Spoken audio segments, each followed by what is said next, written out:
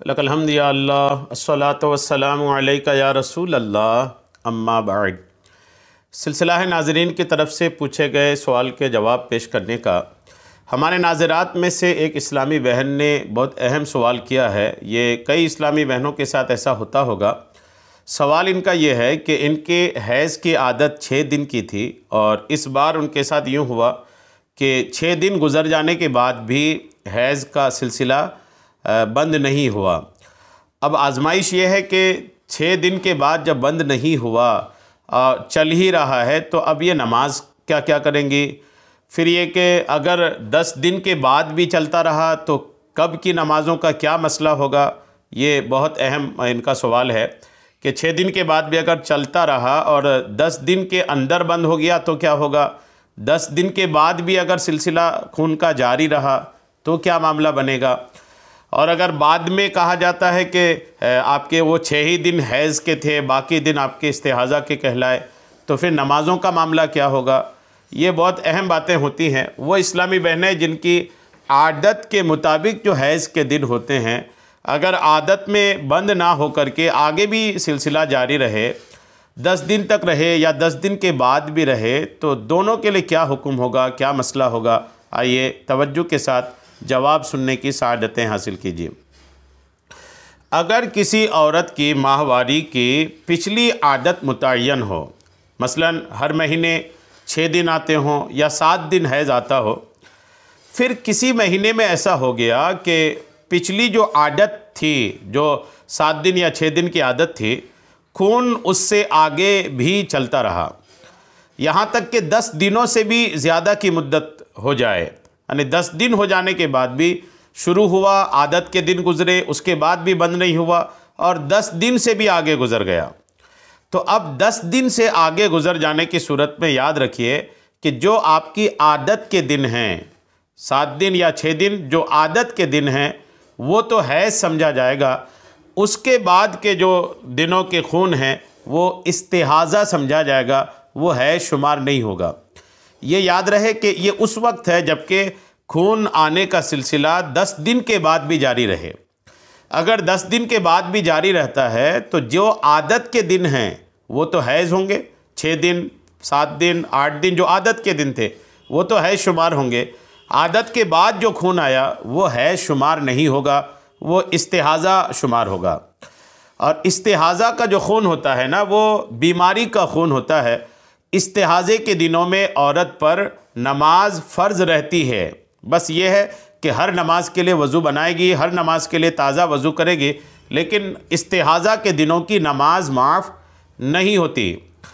अब यह है कि जिसका आदत के मुताबिक जिनका खून बंद आदत की तारीख़ में नहीं हुआ, आगे भी चलता रहा, तो आजमाइश उनके लिए ये होती है कि वो नमाज का क्या करेगी। 10 दिन तक इंतज़ार करेगी या उन्हीं दिनों में 10 दिन के इंतज़ार से पहले ही नमाज़ पढ़ने लगेगी। जैसे मिसाल के तौर पर किसी का 7 दिन की आदत थी और 7 दिन के बाद भी खून जारी रहा, तो अब वो क्या करेगी। 7 से 3 जो 10 दिन, 7 के बाद जो 10 दिन तक जाने में 3 दिन है, ये 3 दिन क्या करेगी।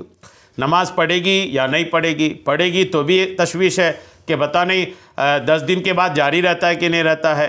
तो ऐसी सूरत में औरतें बड़ी परेशान होती हैं। तो परेशान ना हो, शरीयत ने आपके लिए यही रहनुमाई किया है कि आदत जितने दिन की है, अगर उसके बाद भी खून जारी रहता है, आदत के दिन गुज़रने के बाद भी, तो आपको इंतज़ार करना है कि 10 दिन में बंद होता है या नहीं। आप नमाज़ें नहीं पढ़ेंगी, इंतज़ार करेंगी कि 10 दिन तक आता है कि नहीं। अगर 10 दिन तक आया तो मसला अलग है और 10 दिन के बाद आया तो मसला अलग है। अगर 10 दिन से ज़्यादा जारी रहा, आदत के दिन पूरे होने के बाद 10 दिन भी पूरे हो गए और उसके बाद भी जारी है, तो अगर 10 दिन से ज़्यादा जारी रहा ना, तो आपकी आदत के दिन का जो खून था वो तो है शुमार होगा। आदत के बाद जो भी दिन आए वो इस्तिहाज़ा शुमार होगा। अब जब इस्तिहाज़ा शुमार होगा तो आपको करना क्या पड़ेगा। आपने चूँकि नमाज़ें नहीं पढ़ी थी 10 दिन के इंतज़ार में, तो वो आदत के दिन के बाद की जो नमाज़ें हैं वो नमाज़ें आपने पढ़ी नहीं हैं। अब उन नमाज़ों की आपको क़ज़ा अदा करनी पड़ेगी। जो आपकी आदत के 6 या 7 दिन थे वो नमाज़ें तो नहीं क़ज़ा करनी है। जो आदत से बढ़े जितने दिन उन दिनों की नमाज आपको क़ज़ा करनी पड़ेगी। और बहरहाल यही हुक्म है।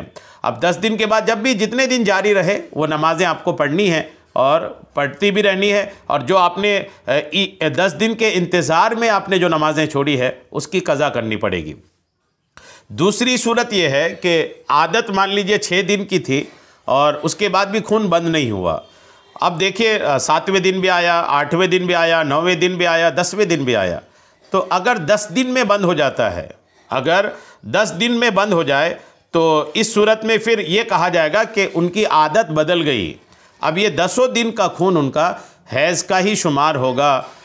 10 दिन के बाद जब बंदी हो गया तो 10 दिन पूरा हैज़ शुमार होगा और ये कहा जाएगा कि इनकी आदत बदल गई। दोनों मामला अलग अलग है। वाज़े मैं आसानी के लिए 2 लाइन अर्ज़ कर देता हूँ। किसी की आदत के बाद भी अगर खून आता है, खून आने का सिलसिला अगर 10 दिन के बाद भी जारी रहता है तो आदत के दिन उनके हैज़ के शुमार होंगे। आदत के बाद जो आया वो इस्तिहाज़ा शुमार होगा। आदत के बाद वाली नमाज़ें उनको पढ़नी हैं। अब वो जो क़ज़ा हुई उसको अदा करनी है। और अगर आदत से खून बढ़ा और 10 दिन के अंदर बंद हो गया तो वो पूरे दिन उनके हैज़ के शुमार होंगे, उन दिनों की नमाज नहीं पढ़ेंगी। फ़क़हा किराम ने यही लिखा है। उम्मीद है बात आपको आसानी से समझ में आ गई होगी। परेशान ना हो, इस पर अमल करें।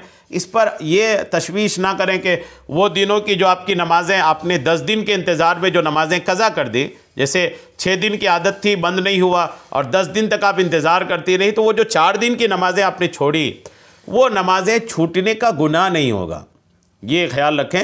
ये चूँकि जाहिर सी बात है वो उसको छोड़ेंगे ही कि कहीं 10 दिन में बंद ना हो जाए, तो वह हैज़ के दिन ना हो जाए। और हैज़ के दिनों में नमाज चूँकि पढ़ नहीं सकती, इसलिए उन दिनों जो नमाज़ें आपकी छूटेंगी वो नमाज़ें छूटने का आपका गुनाह नहीं होगा। जब गुनाह नहीं होगा, बस ये है आपके लिए कि ये थोड़ी सी आजमाइश हो गई, थोड़ा सा ये काम बढ़ गया कि बाद में आपको उन दिनों की नमाज़ों की क़ज़ा अदा करनी है, छूटने का गुनाह नहीं होगा। इसलिए परेशान ना हो। अल्लाह ताला की हिकमत, अल्लाह ताला जैसा जिसको जिस हालत में रखे, अल्लाह की राज़ी पे, अल्लाह के रज़ा पे राज़ी रहना चाहिए। अल्लाह ताला इस्लामी बहनों को सब्र व तहम्मुल अता फ़रमाए। आमीन। बेजाहिर नबी अमीन सल्लल्लाहु तआला अलैहि वसल्लम।